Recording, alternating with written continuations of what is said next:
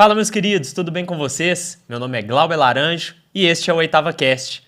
Você tem nos acompanhado aí até agora? Espero que você esteja sendo abençoado com tantas histórias legais, tantas vezes que Jesus atuou na vida de todos os nossos convidados.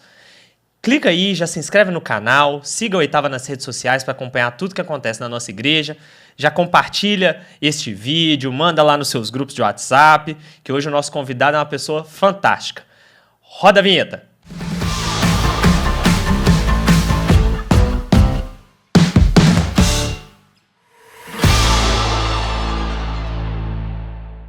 O nosso convidado de hoje é um pastor muito querido da nossa Oitava Igreja.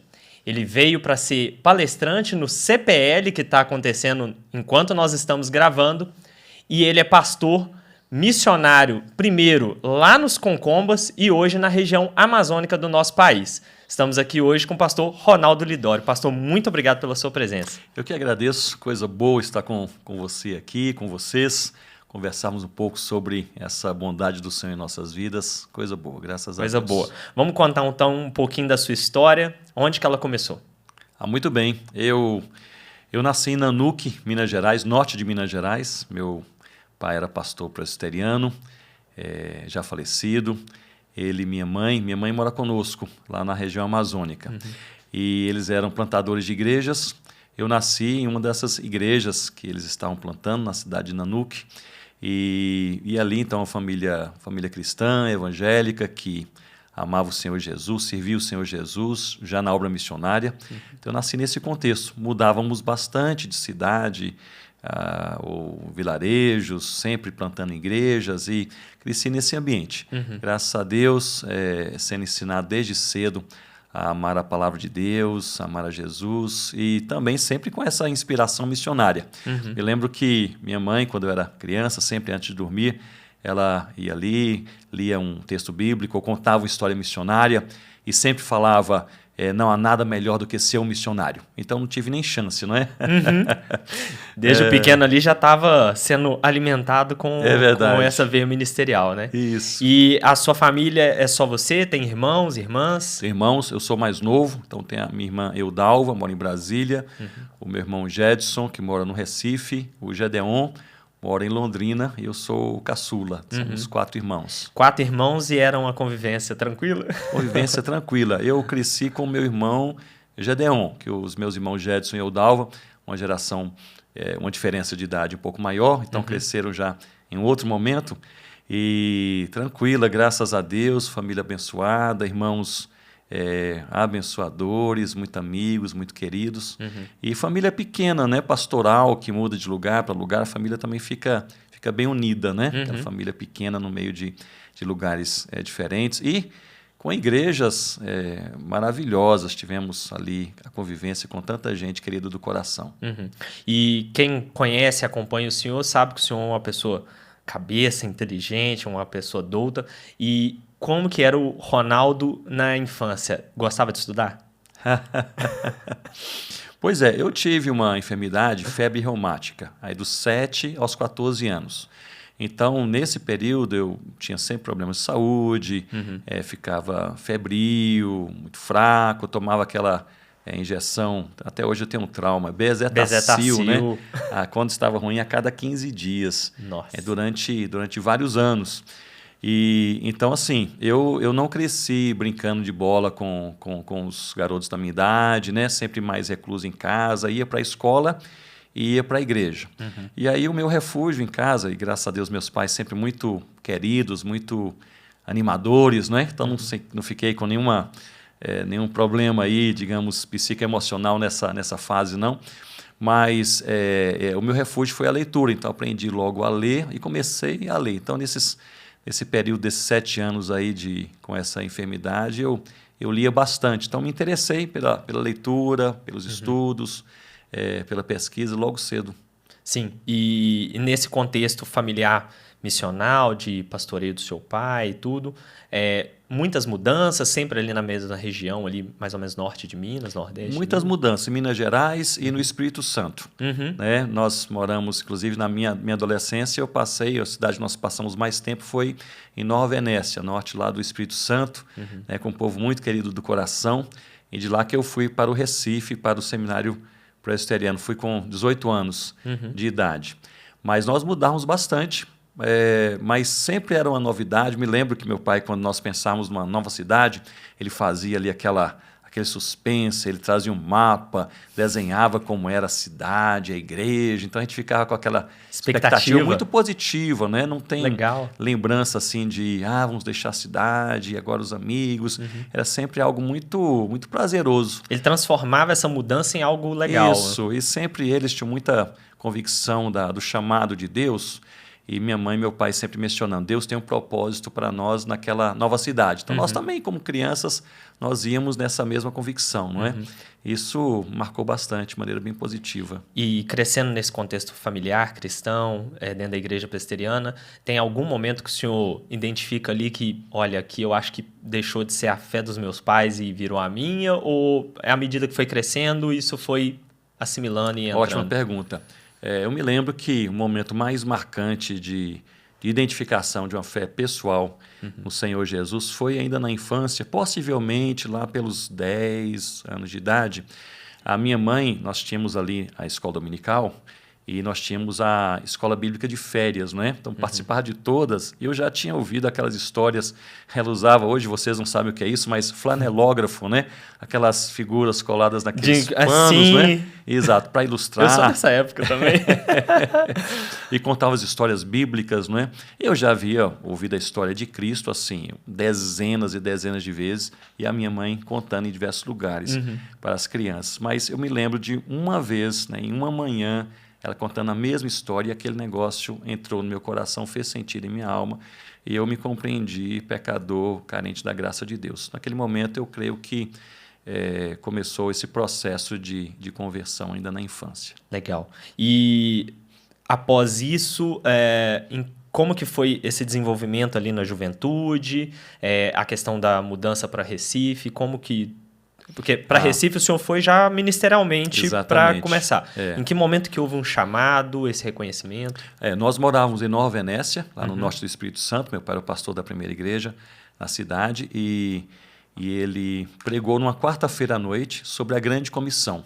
Então esse foi o dia. Eu já tinha uma impressão em meu coração que eu tinha um interesse pela obra missionária, mas eu ficava pensando, será que é uma influência dos meus pais, é o contexto no qual eu vivi?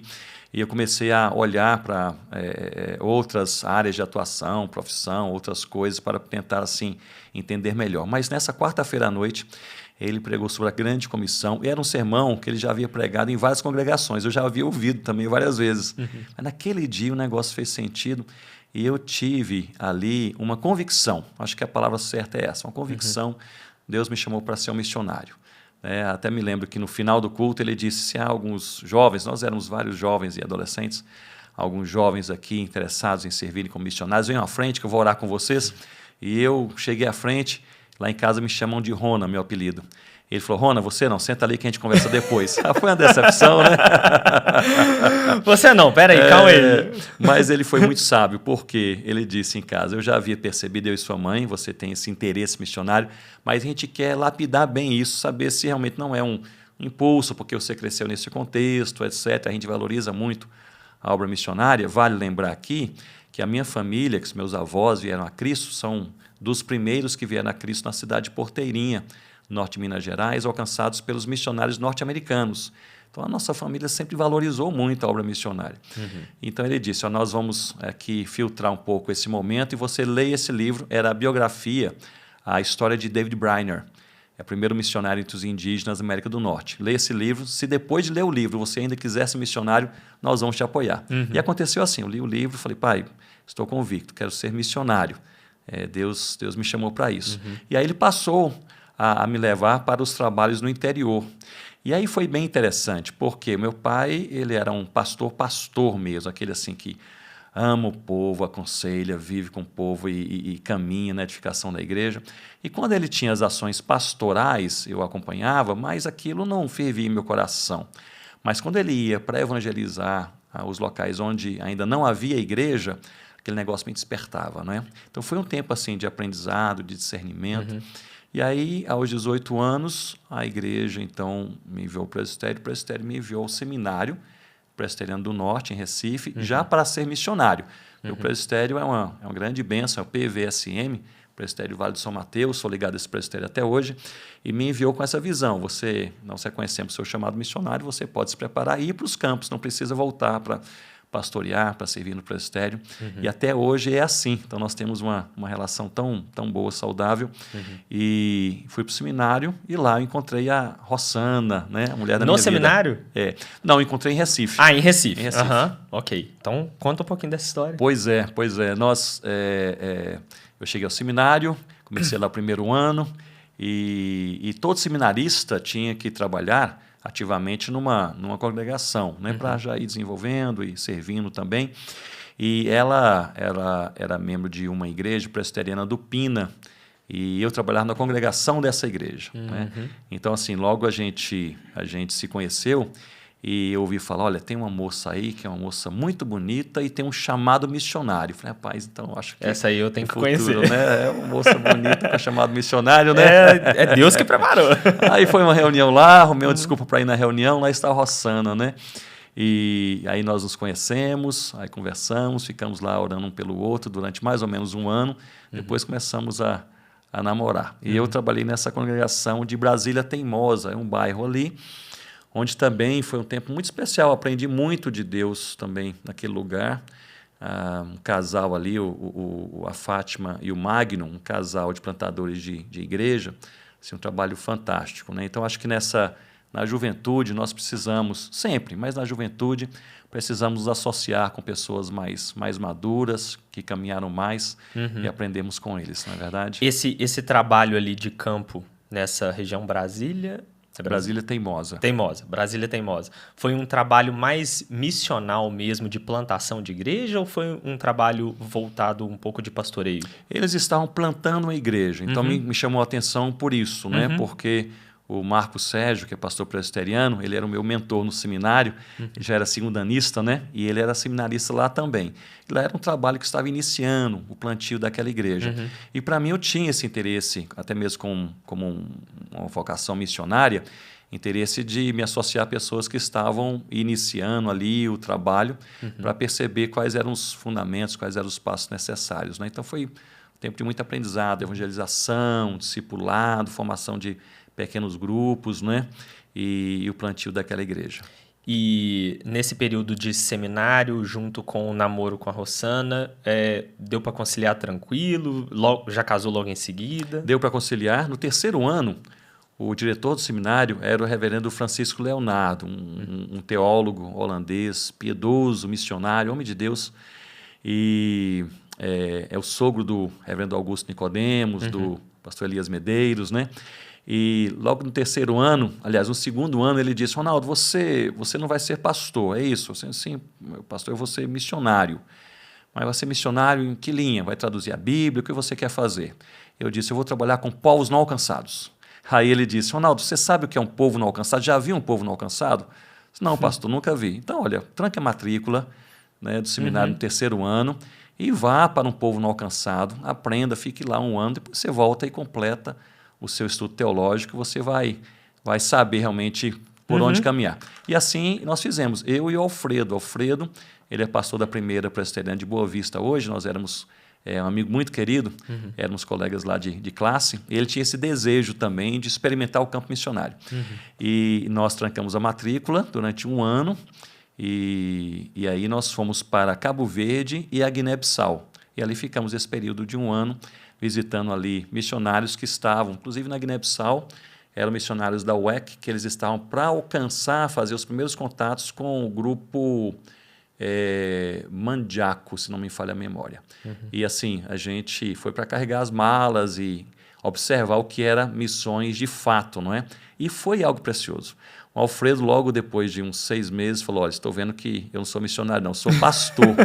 E ele voltou, um pastor usado por Deus, muito querido, e pastoreia a mesma igreja desde que terminou o seminário, a sua igreja em Boa Vista, Roraima. Legal. E eu, com aquela convicção, eu sou missionário, estou em casa aqui que é esse que é o contexto. Né? E aí voltei, eu e Rossana ficamos noivos, depois então terminei o curso de teologia, ela terminou o curso de enfermagem, fizemos uma habilitação em missiologia e nós fomos para o campo missionário. Aí já foi para os Concombas? Exatamente. Nós fomos, naquela época, nós éramos missionários da Junta de Missões Estrangeiras, da Igreja Presbiteriana do Brasil, que hoje é a PMT, né, Agência Presbiteriana de Missões Transculturais, e a UEC, né, que era chamada de AMEN, aqui no Brasil, Missão AMEN, não é? Que é a UEC. Então, nos associamos, as duas organizações missionárias fizeram uma parceria e nós fomos para estudar inglês na Inglaterra durante 6 meses, ficamos ali. Primeiro viemos para Belo Horizonte. Ficamos aqui 4 meses tendo orientação na UEC aqui em Belo Horizonte. Depois fomos para a Inglaterra, 6 meses, estudamos o inglês. E o visto para Gana chegou e nós fomos então para Gana. E ali chegamos e a UEC trabalhava com vários povos, mas havia 2 povos sem missionários, povos não alcançados. Havia os Concombas e o povo Frafra. Mas havia uma missionária sul-coreana já pronta para ir para os Frafra. Então nós pensamos, então vamos para os Concombas, não é? E esse povo é Gana também? Pois é, esse povo está entre Gana e Togo.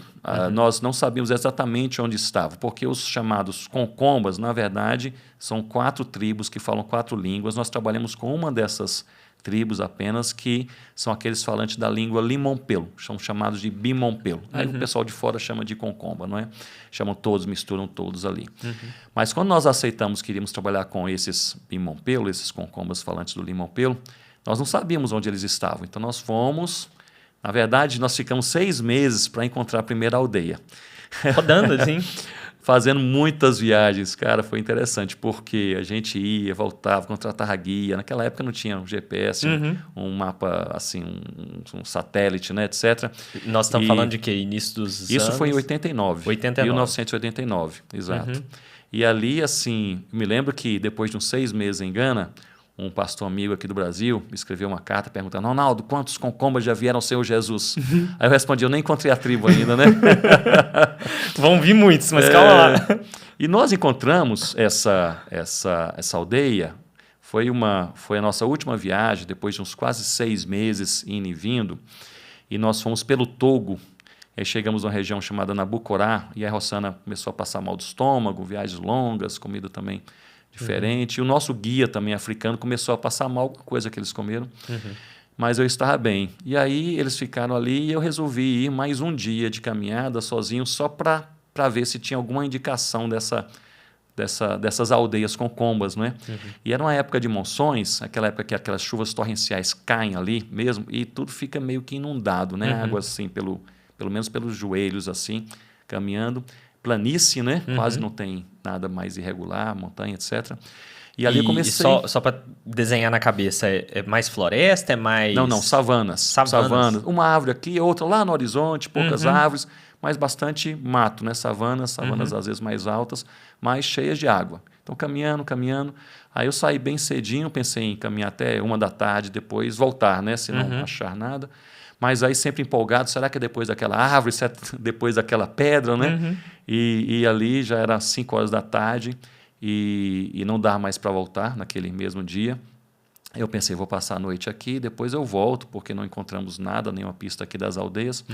E só que tudo molhado, né? Tá tudo inundado. Aí tinha uma pedra, mais ou menos do tamanho dessa mesa aqui, uma pedra assim acima do nível da água. Aí eu pensei, vou passar a noite na pedra. Coloquei lá uma toalha, pendurei a minha mochila numa árvore próxima e deitei ali. E fiquei ali pensando, né, na vida também. Deixei minha esposa numa aldeia que eu não conheço, atrás de um povo que a gente não encontrou. Mas está ainda com um fiozinho de esperança, né? Eu acho que é isso mesmo, tal. De repente cai uma chuva torrencial, até de madrugada, assim, que levou literalmente água abaixo. Toda aquela esperança. E aí eu pensei naquele momento, me lembro de ter pensado uma coisa que a gente às vezes pensa em momentos assim. Eu pensei, o que é que eu estou fazendo aqui? Assim, amanhã cedo eu volto, pego minha esposa, volto para falar com a liderança da missão, falar, olha, não encontramos o povo, nos envie para outro lugar. E aí a chuva passou e eu, cansado, né, dormi. Aí logo cedinho, o sol raiando ali, eu levantei, calcei as botas, peguei a mochila. E eu me lembro de uma cena linda, quando eu levantei, é o dia claro, aí um grupo de garças brancas, lindas, elas voaram assim atrás de uns arbustos mais à frente, bem mais à frente, e me veio aquele pensamento, o que fez as garças voarem, né, como se estivessem assustadas com alguma coisa. eu fui naquela direção, eu andei menos de meia hora, onde as garças voaram era a aldeia Concomba que a gente tanto procurava, que nós não sabíamos, mas era uma das aldeias, era uma aldeia chamada Coni. E ali que nós moramos 9 anos, ali que nossos filhos cresceram, nasceu a primeira igreja, os primeiros vieram ao Senhor Jesus, ali que nasceram algumas escolas, uma clínica que a Rossana também ela fundou ali. Começamos a tradução da Bíblia para eles na aldeia de Coni. Então, eu sempre penso nisso, quando tudo parece que as portas parecem que estão fechadas e nós estamos já meio desanimados, nós precisamos crer que no momento de Deus as garças vão voar, nós vamos ver a direção e vai fazer sentido para nós também aquilo que Deus está propondo no nosso caminho. Amém. E voltando um pouquinho, que essa história é muito interessante, você estava sozinho, foi até esse local e deu de cara com eles? Como que foi esse contato? Nosso treinamento missionário, quando a gente faz um primeiro contato, a gente não entra nas aldeias. Não é? A aldeia, em culturas mais comunitárias, é como uma casa. Um estranho entra na sua sala de estar, né? Então, assim, nós não entramos. Então, fiquei nos derredores da aldeia. E ali, então, um Concomba me viu, um senhor mais idoso. Ele olhou, se aproximou. Eu era o primeiro, assim, de fora, primeiro estrangeiro, né? Que eles que estavam vendo ali. E ele olhou, estava com uma pequena mochila. Ele chegou, pegou a minha mochila e levou para a casa dele. Eles são muito hospitaleiros, né? E ali me deram comida, tentaram conversar comigo, né? Eu não falava a língua Limompelo, eles não falavam também nenhuma língua que eu conhecia. Então, assim, comunicação verbal zero, né? Mas com muitos sorrisos, né? Ali deram água e fizeram 1000 perguntas que eu não sei até hoje quais foram, que né? era? E aí eu peguei a mochila, saí, eles não entenderam nada também, eu fui então me encontrar com a Rossana e falei, encontrei uma aldeia, marquei lá no mapa, etc. Aí nós voltamos para a capital, falamos com a nossa liderança e nos preparamos para voltar de maneira definitiva para a aldeia, nós já sabíamos onde estava, e ali voltamos e começamos o trabalho, aquele trabalho clássico missionário, que é chegar a aprender uma língua. Você não sabe, a língua, no caso dessa língua Limompelo, era uma língua ágrafa, não tinha a escrita ainda. Então, você estuda a língua foneticamente, depois você forma ali um dicionário, você escreve uma gramática, não é? Aprende a língua e depois você começa a evangelizar na língua local, que é o nosso alvo, né? Mas o senhor está falando, está parecendo assim... o senhor é preparado para isso, mas como que você chega num lugar que você não faz a menor ideia de como que é a língua e começa a aprender a língua? Bem, os missionários que trabalham transculturalmente, especialmente que vão possivelmente trabalhar com línguas ainda não grafadas ou povos que não são bilíngues, né? Então, há um preparo linguístico específico, antropológico específico também. Então, por exemplo, quando nós fomos para lá e ficamos lá vários meses com eles, uma família Concomba, essa família, esse senhor que levou a minha mochila, essa família nos adotou. Então, assim, eles tinham 4 palhoças e nos deram uma dessas palhoças, tinha um terreiro, assim, um pátio no meio. É ali onde tudo acontecia. Eram 23 pessoas na família e comigo, com a Rossana também. Então, ali nós dormíamos todos juntos, nos alimentávamos ali, tudo acontecia ali. Então, assim, a gente ouvia as palavras, a gente escrevia foneticamente, ou seja, os sons das palavras, nós grafávamos, nós registrávamos ali e escrevíamos o contexto. Então, a primeira palavra que eu compreendi em Limompelo foi a palavra água, é a palavra nhi. E por quê? Porque em todo local que tinha um contexto de água por perto, eu ouvia esse som, nhi. Então, eu colocava lá, possível dicionário, nhi, água, né? Claro que essa eu acertei, né? Muitas eu errei, né? Depois de uns 2 anos falando a língua, aí um dos nossos amigos lá mais velhos, né, Concombas, né, querendo fazer um elogio, falou, você já está falando a língua tão bem, né? Você fala muito, você fala a nossa língua como o meu filho, né? Mas o filho dele tinha uns 4 anos de idade, né? Tá bem, tá bem. E aí você tem a conversação, você aprende a língua num nível mais relacional, de uma dimensão dos fatos da vida, não é? Para onde você vai, o que você está comendo, como você está. Depois, em níveis mais profundos de sentimentos, de ideias, de pensamentos. E no nível mais profundo, teológico, que é para você falar sobre redenção, salvação, perdão, um Deus único e criador, né? Um filho enviado. Então, por exemplo, nós passamos um tempo lá errando o nome, falando que Jesus, né? Yesu Yehumbor, Jesus é Deus, e Yesu Yehudá, Jesus é homem. Eu usava a palavra Udá, mas Udá é uma palavra usada para um homem, mas somente para um homem casado que tem filhos. Então, assim, eu contava a história de Jesus e ele está faltando, alguma coisa não fazia sentido. Meses depois, né? Ele sempre perguntava, mas onde está a esposa de Jesus e os seus filhos? Então, Jesus ele não se casou, não é? E eu falava, Yesu Yehudá, Jesus era homem, Jesus 100% homem, 100% Deus. E somente depois de alguns meses que alguém disse, mas tem alguma coisa errada, né? E aí fomos procurar a palavra certa, né? Que Jesus não era o Já, né? E nem era o Bu, que é a nossa segunda opção, que aí é criança, usado mais para criança, né? Um menino, mas criança também. Então, Jesus era o Bor, que era um mensageiro, é um homem mensageiro, né? Então, assim, são respostas parecem muito simples, mas a caminhada é longa para chegar lá. Entender tudo, né? Isso. Aí, quando eu falei, Yesu Yehubor, sim, por que não nos falou logo no início, né? Essa confusão toda aí. Mas, assim, é interessante, o missionário vai para novas terras e a gente, claro, deseja ensinar especialmente a verdade de Deus, o Evangelho do Senhor Jesus, porque cremos que o Evangelho é destinado por Deus para todos os povos, línguas, tribos e nações. Amém. Mas nós aprendemos muito com esse povo, né? O amor, a hospitalidade, né?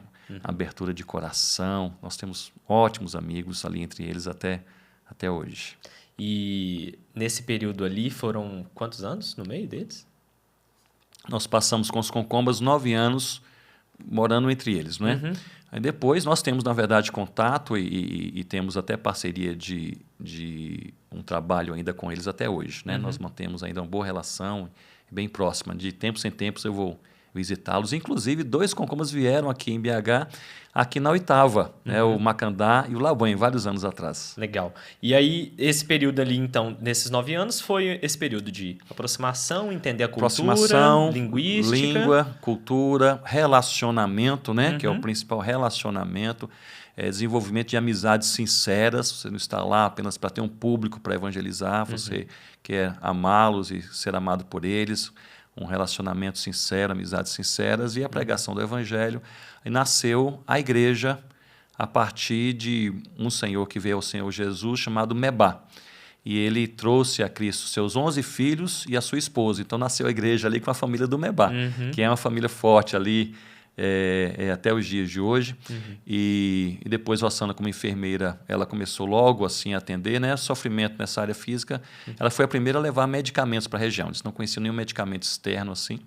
Tem até um fato engraçado que ela estava na mesinha tratando algumas pessoas e ela deixou um sonrisal assim meio do lado e um rapazinho pegou o sonrisal e abriu e engoliu aquele sonrisal e começou a espumar pela boca. Foi um desespero. Até hoje ninguém toca em sonrisal ali, né? Mas ali fundou a clínica, tivemos ali uma escola, a igreja era o ponto central, tudo era debaixo das ações da igreja local. E começamos a tradução do Novo Testamento, porque para pregar a palavra de Deus você precisa também colocar a Bíblia na mão do povo, né? Da igreja de Cristo, né? Legal. É interessante o senhor estar falando isso para quem está vendo e nos ouvindo, né, para ter essa ideia que o trabalho missionário ele pode ser um trabalho às vezes mais célere, mas pode ser que ele demande muito tempo, muito investimento, porque no meio deles foi 9 anos, mas tem toda uma preparação antes disso também. Sem dúvida, sem dúvida. E Deus derramou graça e nasceu uma igreja na nossa geração de trabalho ali, mas em muitos locais, especialmente pioneiros, muitos trabalhos missionários levam mais de uma geração para ver a igreja nascer. Ontem eu estava falando com alguns irmãos que eu dei uma consultoria na Gâmbia, anos atrás, para uma equipe missionária, que eles estavam há 35 anos trabalhando com o povo, eles não haviam visto nenhuma conversão ainda. Imagine, 35 anos trabalhando sem uma conversão, não é verdade? Sem ver uma igreja nascer. Então, assim, são trabalhos de longo prazo, né? Nós tivemos também a graça de Deus, nós vimos a igreja Concomba nascer. Nós oramos por missionários tradutores da Bíblia, nós estávamos muito ocupados plantando igrejas ali naquelas regiões, mas nenhum missionário veio, então eu me envolvi com a tradução da Bíblia também por esse motivo, do Novo Testamento. E quando entregamos em 2004 o Novo Testamento, foi numa festa linda ali, com mais de 1.000 concombas crentes embaixo de algumas mangueiras, e o Mebais, primeiro que veio a Cristo, recebeu o primeiro exemplar, ele ficou muito emocionado, não sabia nem andar assim, segurando a Bíblia assim, emocionado, lindinho demais. E ali eles logo perguntaram, e o Antigo Testamento, né? Mas aí nós já estávamos na Amazônia, trabalhando com os povos indígenas, viemos entre 2001 e 2002, para a região amazônica, e eu falei, olha, nós não temos condições de um trabalho 3 vezes maior do que o Novo Testamento, que é o Antigo Testamento. Eles falaram, nós vamos treinar os nossos próprios tradutores. E em 2005, enviaram 4 rapazes para a capital, Accra. Eles estudaram inglês, fizeram curso de teologia e tradução da Bíblia durante 10 anos. Em 2015, eles falaram, Ronaldo, você pode vir aqui? Aí eu estava na Guiné-Bissau, e eu fui até Gana, e chegando lá, eles falaram, os rapazes estão prontos. E é para começar a tradução do Antigo Testamento, né? Então, formamos ali uma equipe. O Balabon, que foi o meu ajudante linguístico na tradução do Novo Testamento, é o líder dessa equipe do Antigo Testamento, e já traduziram de 2015 para até agora 25 livros do Antigo Testamento, e vão agora publicar o livro de Gênesis, na língua limão-pelo. Aí quando o senhor fala 25, é porque à medida que traduz um livro, já solta ele?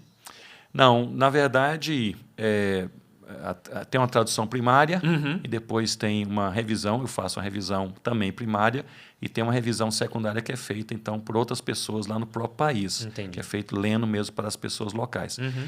E aí se escolhem alguns livros, então eles decidiram publicar Gênesis, depois, então, os Salmos, decidiram 7 livros para publicar assim, um a um, mas a ideia é terminar o Antigo Testamento, revisar o Novo Testamento, novamente, e então juntar e publicar a Bíblia. Já entregar. Legal. Esse trabalho de Bíblia completa, raramente ele fica pronto na mesma geração, né?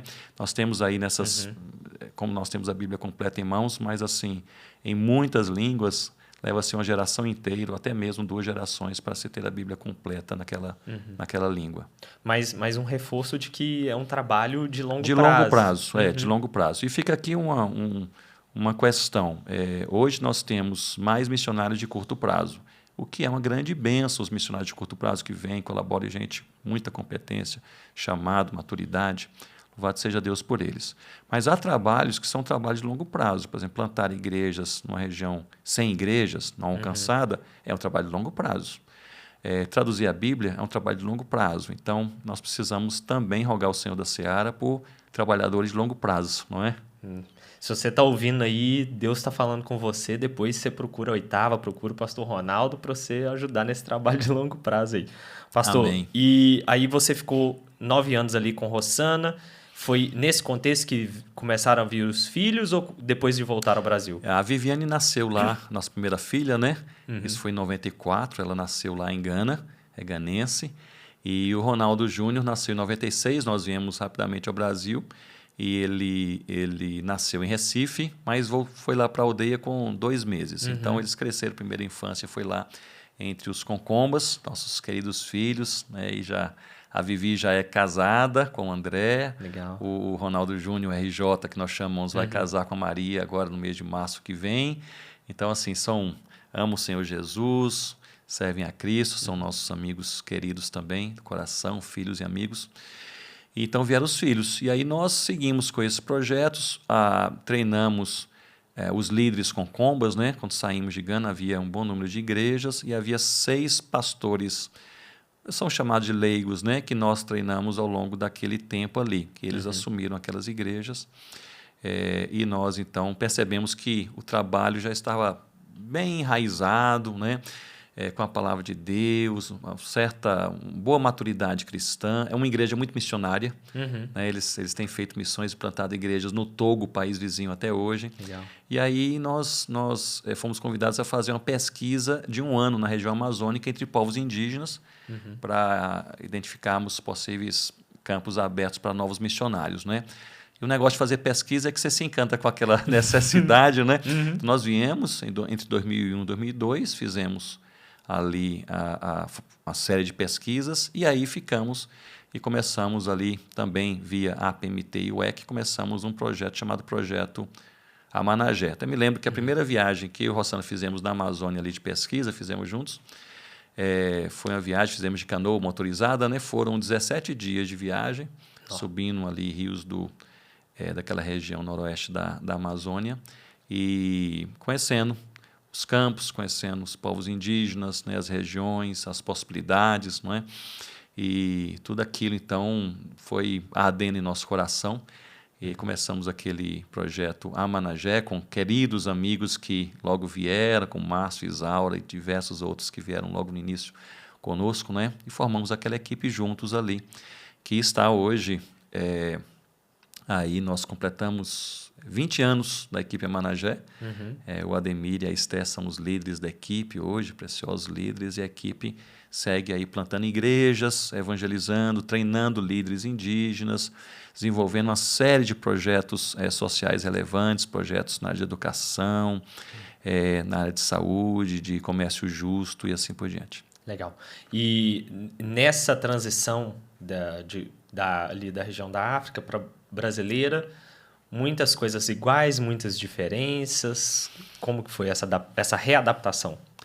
As necessidades mais profundas e humanas, elas são iguais porque todos pecaram e carecem da glória de Deus, então nós precisamos desesperadamente da mensagem do Evangelho, e isso entre todos os povos da terra, não é isso? Então, essas verdades profundas, pessoais, existenciais, espirituais são as mesmas, mas o contexto muda assim sensivelmente, né? Contexto, região de savana para região de floresta, né?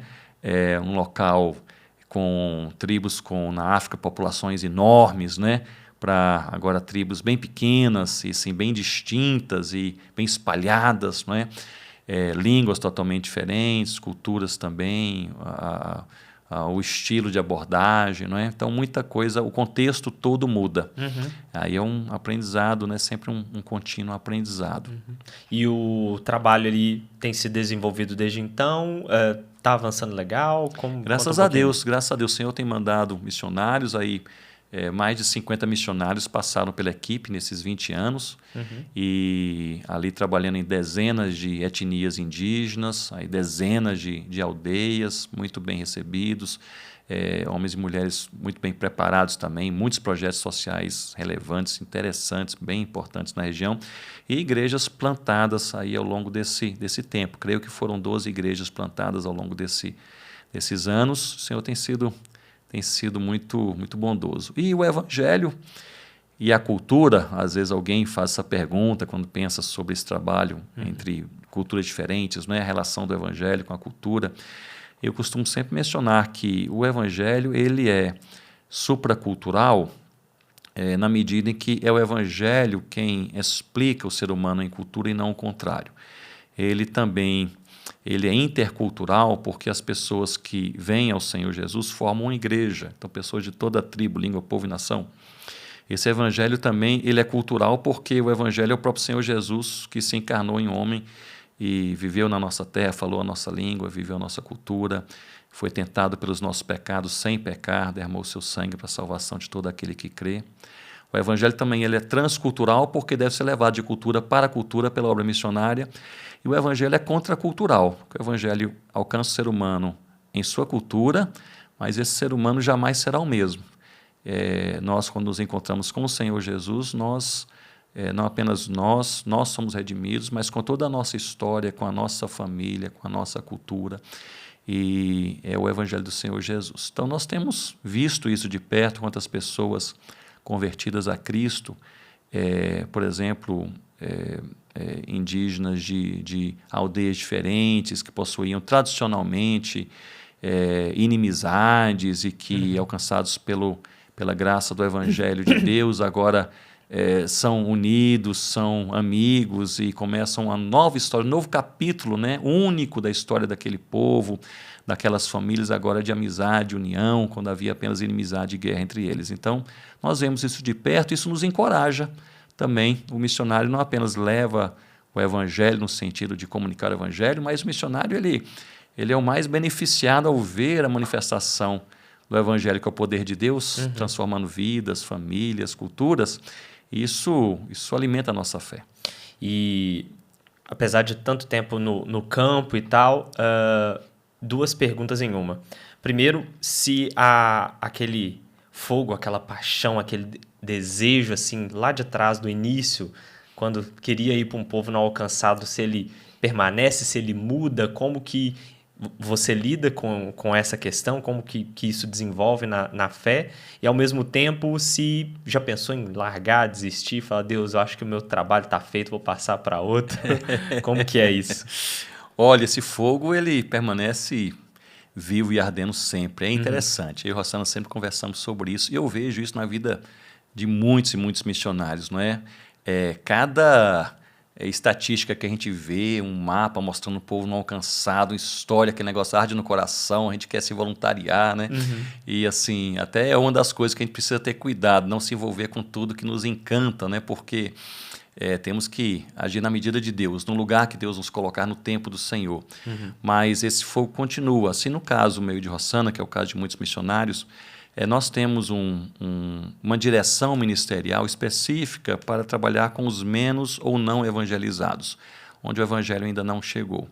Isso chama-se muito a nossa atenção. Nós estamos na nossa terceira fase ministerial, com um projeto chamado Planters, que nós começamos há 3 anos atrás, em países e territórios menos evangelizados no mundo, e isso realmente assim chama a nossa atenção, onde o evangelho não chegou, onde o nome do Senhor Jesus é plenamente desconhecido. Estava, por exemplo, anos atrás fazendo uma pesquisa numa região do Himalaia, possivelmente a região menos evangelizada ali no Himalaia, não vou dar detalhes por questões de segurança, mas ali estava com um guia em cima de uma daquelas montanhas, com os binóculos, etc. Ele falou, Ronaldo, aqui vários vales, né, cadeias de montanhas, e ali é um vale, etc. Então, assim, povoados e vilas, né, assim, espalhados por todos aqueles vales. Ele disse, cerca de 600 povoados espalhados aqui, e nós não temos conhecimento de nenhuma pessoa nesses povoados que conhece, ama e segue o Senhor Jesus, né? Então, isso arde no coração, enquanto nós temos, e graças a Deus nós temos o Evangelho em abundância, temos a Bíblia em nossas mãos, temos a Bíblia em muitas versões bíblicas, né? Mas há ainda 1.600 línguas que não tem nada da palavra de Deus. Há cerca de 7.000 povos, onde há 2% ou menos de cristãos evangélicos. E desses 7.000 povos, cerca de 3.000 povos, onde não se tem conhecimento de um cristão evangélico entre eles, né? Até o dia de hoje. Então há muito a ser feito.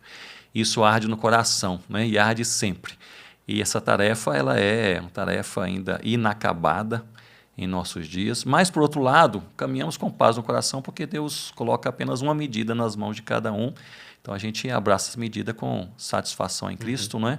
E vemos outros abraçando outras medidas, uma geração agora, né? Mais missionários jovens no Brasil, né? Muito mais preparados, gente com uma cabeça para esse momento também da sociedade humana. Então, louvado seja Deus por isso. E do Planters que você citou, visando esse treinamento, é um quê? É mais para um treinamento? É mais vocês mesmos que vão designar pessoas para esse campo?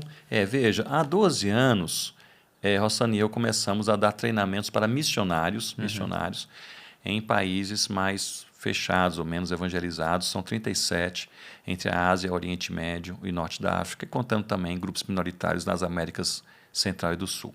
Então, são 37 países ou territórios que nós selecionamos, e algumas organizações selecionaram anos atrás como sendo os menos evangelizados. Então, nós começamos a dar treinamento para missionários. Dos 37 países, nós demos treinamento em 35. E em todos esses países nós notamos que o grande gargalo, necessidade maior, claro, os missionários também terem lá uma recapacitação, um encorajamento, isso é ótimo, não é? Mas o nativo, aquele que é crente no Senhor Jesus, que é do próprio país, ele tinha bem menos oportunidade de treinamento teológico e missionário. Então nós sempre pensamos assim, se o Senhor nos der essa direção, nós gostaríamos de um dia voltar nessa rota, né? E passar ali anos envolvidos agora com os nativos, né? E esse envolvimento com o povo nativo não é um envolvimento, não é a grande tacada do momento missionário, não é melhor ou pior, é uma abordagem, né? Há muitas abordagens. Deus usa os mais velhos, os mais novos, gente que sabe da tecnologia, que não sabe, o nativo, o estrangeiro, né? Deus usa o que ele deseja. Mas nós tivemos o coração ardendo pelos nativos de cada país. E ali, há 3 anos atrás, escrevemos para as nossas organizações missionárias, a UEC e a PMT, e falamos daquilo que está em nosso coração, e tivemos lá o as portas abertas, né, para iniciarmos um projeto que nós chamamos de Planters. Então, Planters tem um alvo muito simples, que é identificar pessoas nativas da terra, da própria região, que têm um claro chamado missionário para plantar igrejas entre seus próprios povos, no próprio território, e nós, então, colaboramos com esses plantadores locais, essa nossa palavra-chave, colaboração, com treinamento teológico e missionário e encorajamento pastoral. É isso que nós fazemos. E aí vai não só fornecendo isso e acompanhando ali. E acompanhando. Então, nós fazemos em duas esferas. Tem uma esfera maior, nós damos esse treinamento para centenas de plantadores em dezenas de países hoje. Essa é uma esfera maior, a gente não conhece todo mundo, o pessoal participa, nossos materiais são traduzidos para as línguas locais, é um trabalho assim, com certa complexidade, mas funciona muito bem. Mas nessa esfera maior nós temos uma esfera menor, que são aqueles vocacionados que não tem ninguém dando aquele empurrão, ninguém acompanhando, e que tem uma vocação clara e uma porta aberta para plantar uma igreja num local ainda não alcançado. Então, nós fazemos uma parceria com esse. Então, nós temos parceria hoje, treinamento damos para muitas pessoas, mas parceria com 27 plantadores de igrejas, né? Que são pessoas nas suas próprias regiões, plantando igrejas, evangelizando. Então, eles têm a língua, eles têm a cultura, eles têm as conexões, os relacionamentos, e nós entramos com treinamento teológico missionário e o encorajamento pastoral também. Então, visitamos nos campos e assim caminhamos. E como que você, a Rossana, sua família, lida ou lidaram já com essas questões de dificuldade? Às vezes um desânimo, impedimentos, não sei, talvez governamentais ou de saúde. Eu sei que o senhor tem uma história boa, por exemplo, com a quantidade de malárias, né, que o senhor teve, que Deus livrou aí. Como que lida com tudo isso, as dificuldades do dia a dia e essas dificuldades às vezes mais fortes? Todo trabalho em qualquer área enfrenta barreiras, dificuldades, desafios. O trabalho missionário não é diferente.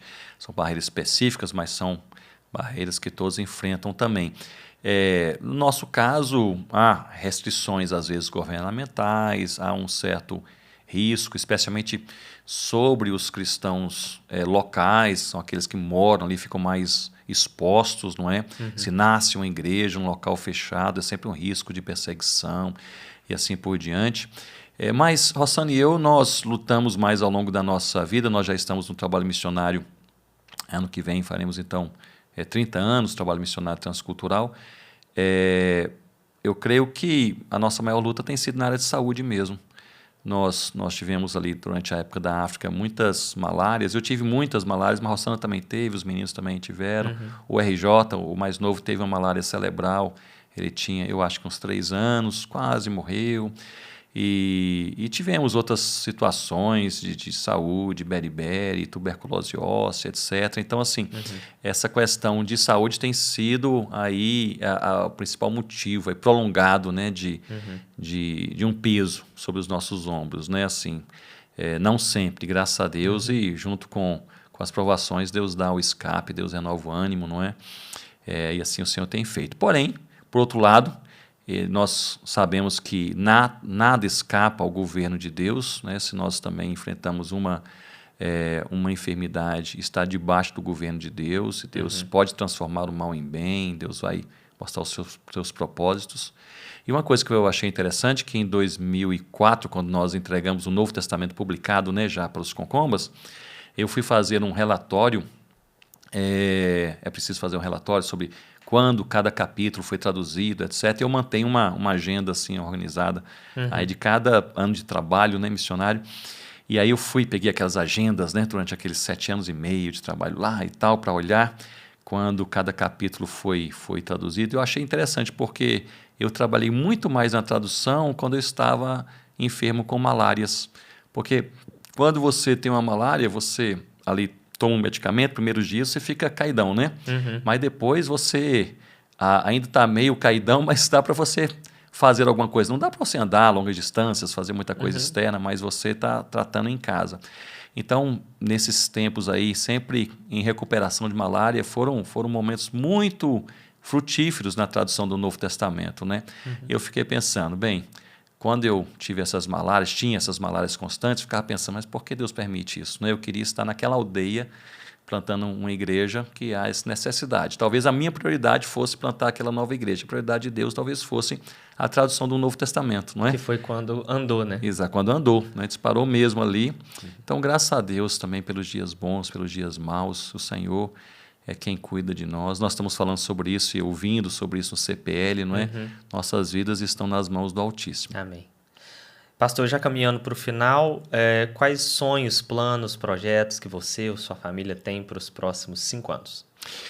Bem, no meio missionário, creio que é mesmo nós investirmos nosso tempo e energia no Planters. Nós começamos o Planters há pouco tempo atrás, 3 anos, e o nosso sonho é nós vermos, trabalharmos em parceria com pelo menos 100 plantadores de igrejas nesses 35 países, onde o evangelho é menos proclamado, onde as igrejas menos se espalham, e ver igrejas bíblicas, amorosas, missionárias nascendo nesses lugares. Esse é o nosso sonho.